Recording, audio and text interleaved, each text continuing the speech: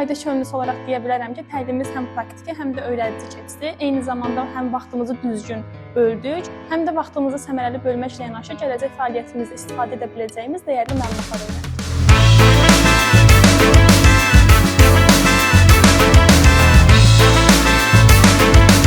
Təlimimizin adı analitik düşünmə və problem həll etmə idi. Hansı ki, bu mövzuda biz bu gün müsbət addımlar atdıq və eyni zamanda problemlərə necə baxacağımız və bununla bağlı bir növ mövzulara toxunduq və bizim üçün maraqlı və interaktiv bir görüş oldu.